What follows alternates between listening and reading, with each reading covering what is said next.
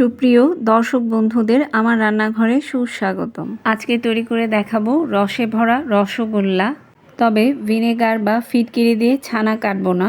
প্রচণ্ড গরমে প্রায়ই দেখা যায় ফ্রিজে থাকা সত্ত্বেও দুধ জাল দিতে গেলে দেখা যায় যে দুধটা ফেটে গিয়েছে। তখন সেই দুধটাকে ফেলে না দিয়ে এই ছানাটা দিয়ে কি করে রসগোল্লা তৈরি করবেন তাই নিয়ে থাকছে আজকের রেসিপি। দেখতে পাচ্ছেন বন্ধুরা, আমি 2 লিটার দুধ জাল করতে গিয়েছিলাম, তারপরে ন্যাচারালি এটা ফেটে গিয়েছে এবং খুব সুন্দর ছানা তৈরি হয়েছে। এটাকে আমি বড় ছাঁকনিতে নিয়ে ছেঁকে নিয়েছি, তারপর রানিং ওয়াটারের নিচে খুব ভালো করে ধুয়ে নিয়েছি এবং পরিষ্কার শুকনো কাপড়ে পাতলা কাপড়ে বেঁধে রেখেছিলাম। এবারে এই ছানাটাকে খুব ভালো করে মথে নিতে হবে। ছানাটাকে খুব বেশি চিপে শুকনো করে ফেলা যাবে না। যদি খুব বেশি চিপে ফেলে দেন তাহলে মিষ্টিটার বাইন্ডিংটা ভালো হবে না এবং এটা জাল দিতে গেলে দেখা যাবে ফেটে যাচ্ছে। যদি খুব বেশি ড্রাই হয়ে গিয়ে থাকে সেক্ষেত্রে আপনি মথে নেবার সময় প্রয়োজন অনুযায়ী একটু জল ব্যবহার করতে পারেন।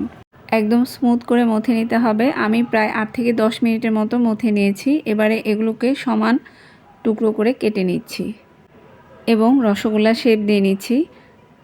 2 হাতের তালুতে নিয়ে একটু ঘুরিয়ে ঘুরিয়ে চেপে চেপে রসগোল্লা তৈরি করে নিতে হবে।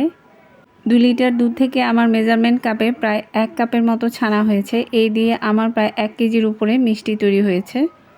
এবারে পাতলা শিরা তৈরি করে নেব। আমি 1.5 কাপ চিনি নিয়েছি ও 6 কাপ জল নিয়েছি। 3টি ছোট এলাচ দিয়েছি।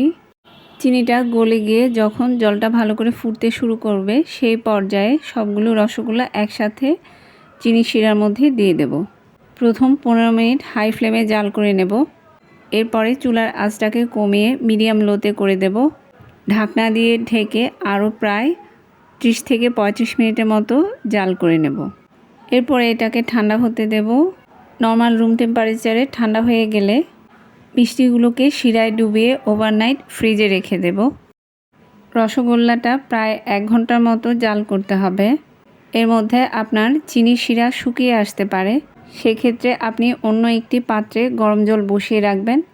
যদি শিরা শুকিয়ে আসে, ঘন হয়ে যায়, তাহলে একটু একটু করে গরম জল আপনি অ্যাড করতে পারেন। তাহলে শিরাটা আর ঘন হয়ে যাবে না এবং রসগোল্লাটাও একদম পারফেক্ট জাল করা হবে। আমি প্রায় 1 ঘন্টার মতো জাল করেছি। তৈরি হয়ে গেল দারুণ স্বাদের রসে ভরা রসগোল্লা। কাজেই দুধ কেটে গেলে কখনোই ফেলে দেবেন না, এভাবে চটজলদি রসগোল্লা তৈরি করে ফেলবেন। ভালো থাকবেন বন্ধুরা, ধন্যবাদ।